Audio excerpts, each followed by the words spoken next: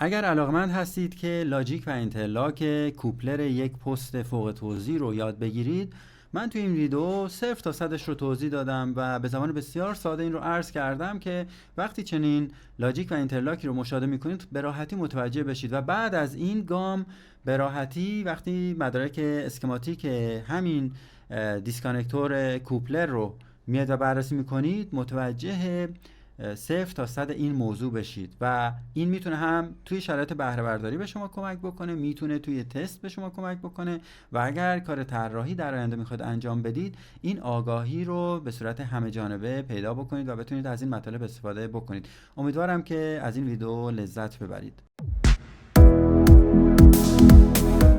سلام به کانال یوتیوب تسلا، خوش اومدید. امروز میخوام لاجیک و اینترلاک کوپلر یک پست فوق توضیح رو خدمتون به صورت کامل تشریح بکنم. سینگل لاین این پست فوق توضیح رو قبلا به صورت کامل تشریح کردم، لینکش رو توی بخش دیسکریپشن براتون قرار میدم، همچنین بالا این ویدیو الان لینکش رو مشاهده میکنید. توی اون پست فوق توضیح که اکثر پست‌های فوق توضیح ایران به این شکل هستند، یک آرش باسبار از نوع H بود، یعنی 2 تا خط ورودی، یه دونه کوپلر بینشون و 2 تا اوتگوینگ داشت. 2 تا به یه خط، یک کوپلر که دیسکانکتور هست اینجا مشاهده میکنید، خیلی مهم هست توی بحث لاجیک و اینترلاک، و 2 تا به یه ترانسفورمری هم به عنوان اوتگوینگش هستن. من توی یک جلسه ای اگر مایل بودید یک مدل پست از نوع GIS رو میام و لاجیک و اینترلاکش رو عرض میکنم که کوپلرش کلید هست و دیسکانکتور نیست، برای پروژه های نفت و گاز هست. اون خدمت شما عرض کنم که باز و بست این کوپلر خیلی ساده هست و تنها منطقی هم که توی این هست اینه که ما کوپلرمون کلید نیست و زیر بار نمیتواند قطع کنه یا وصل بشه و به این ترتیب حتما باید یک سمت وقتی میخوایم باز و بستش بکنیم این کیوبیست رو حتما باید یک سمتش بی برق باشه.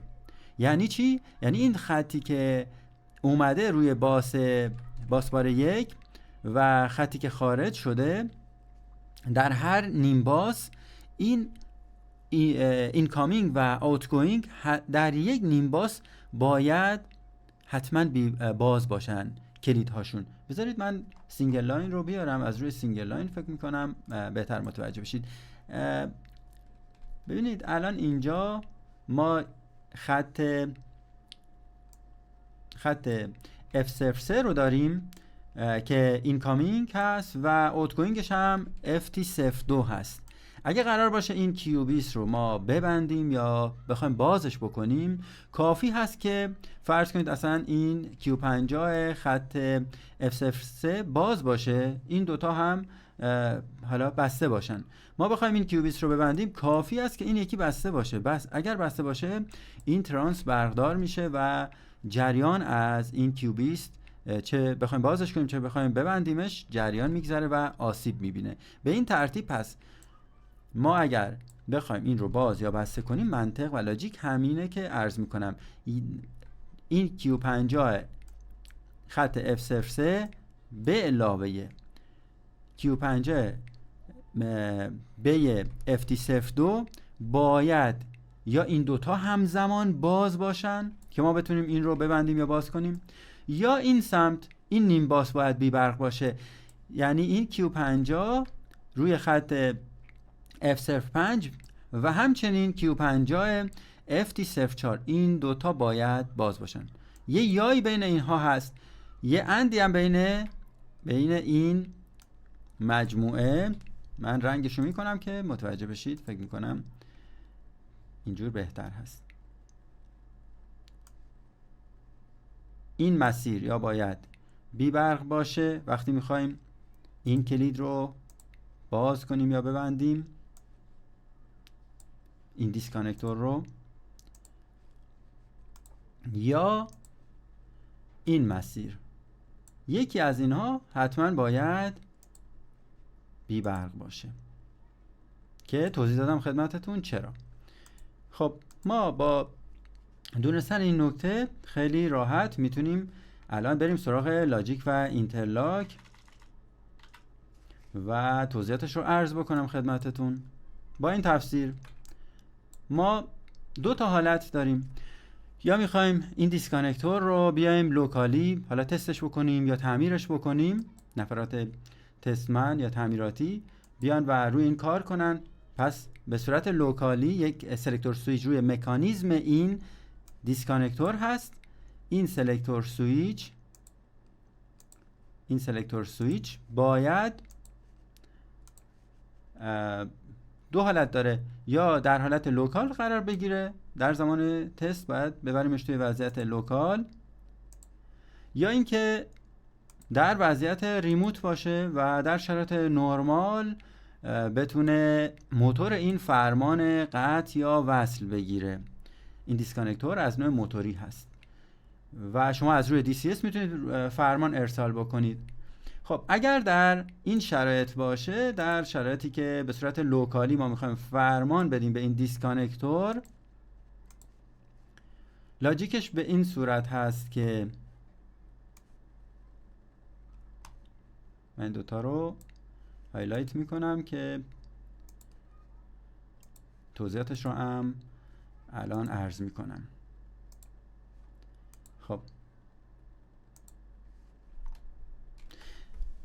عرض کردم اگر در سلکتور سویچ لوکال ریموت رو روی مکانیزم این دیسکانکتور شما برید و در وضعیت لوکال قرار بدید، در اون صورت عرض کردم که باید یکی از خطوط ورودی و خروجی متناظر باش باید بی برق باشه، یا کلید F03 و FT02 باز باشن، یا روی اون نیمباس سمت مقابل کلیدی که روی خط F05 هست و همچنین به یه ترانسفورمری FT04، این دوتا باید باز باشن. یعنی یک نیمباس پس باید باز باشه که شما بتونید لوکالی فرمان قطع یا وصل بدید. این لاجیک هم برای قطع هم برای وصله. پس به این ترتیب اگر یک نیمباس بی برق باشه ما به راحتی میتونیم این رو قطع یا وصل کنیم و هیچ مشکلی برای دیسکانکتور به وجود نخواهد آمد. این کل لاجیکی هست که برای وضعیت لوکال وجود داره و یک کامند اگر اونجا شما ارسال بکنید، فرمان وصل یا قطع بدید به دیسکانکتور در شرایط لوکال، به این ترتیب فرمان میگیره و حالا یا باز میشه یا بسته میشه. و چنانچه عرض کردم که هر دو نیمباس برقدار باشن، شما نمیتونید، یعنی لاجیک به شما اجازه نمیده این دیسکانکتور رو ببندید یا باز کنید. و اگر خدا نکرده این لاجیک درست پیاده نشده باشه، یا حالا مثلا یه جایی کنتاکتی، یکی از این کنتاکت هایی که از این مسیرهای لاجیکی رفته، فرض کنید نفرات تعمیراتی اومده باشن و شورت کرده باشن، حالا به هر دلیلی، کافی است این دیسکانکتور رو فرمان بدید و به راحتی این آسیب میبینه. و این شرایط پس لوکال بود. اگر اون سلکتور سویچی که روی مکانیزم این دیسکانکتور هست رو در وضعیت ریموت قرار بدهید، باز دقیقاً همین شروط رو داریم، چون ماهیت دیسکانکتور اینه که زیر بار نباید نه قطعش کنیم نه وصلش بکنیم. پس باید یکی از نیمباس ها بی برق باشه، یعنی FT03 و FT02 کلیدهاشون باز باشن، این کلیدهایی که اینجا عرض کردم و رنگ کردم. یا باید این مسیر زرد رنگ بی برق باشه که بتونید این رو قطع یا وصل کنید، یا باید این مسیر سبز رنگ بی برق باشه، یعنی همزمان هم این کلید و هم این کلید باز باشه، یا همزمان این کلید و این کلید. این یا که عرض کردم اون گیت اور هست که میاد سر راه مسیری که بین این دوتا میخوایم تفکیک بینشون قائل بشیم که یه مسیر بی برق باشه، چه اینکامینگ و چه اوتگوینگ. و همچنین اون اند هم بین این دوتا کلید هست که مشاهده میکنید توی اینجا. این اندی که میبینید داره میگه کلیدهای اینکامینگ و اوتگوینگ یکی از نیمباس ها باید بی برق باشه و باز باشه، یا این یا اون، و روی این گیت اور میاد. و همچنین سلکتور سویچ هم که عرض کردم در وضعیت ریموت باید باشه. حالا یا اسکادا میتونه به این دیسکانکتور فرمان قطع یا وصل بدهد که اون سلکتور سویچی است که روی تابلوی کوپلر هست و قبلا نشونتون دادم. اون سلکتور سویچ ساب استیشن و اسکادا رو شما در وضعیت اسکادا اگر قرار بدید، یعنی این سلکتور سویچ شماره 9 اگر در وضعیت اسکادا قرارش بدید و کامند از اسکادا ارسال بشه، فرمان حالا قطع یا وصل به این دیسکانکتور ارسال میشه و عمل خواهد کرد، چنانچه بقیه لاجیک هم برقرار باشه. و اگر در وضعیت ساب استیشن باشه، اپراتور به این صورت میتونه بیاد و توی این قسمت اپراتور یا حالا نفراتی که مجوز اخذ کردن از اپراتور میتونن بیان و این دیسکانکتور رو قطع یا وصل بکنن.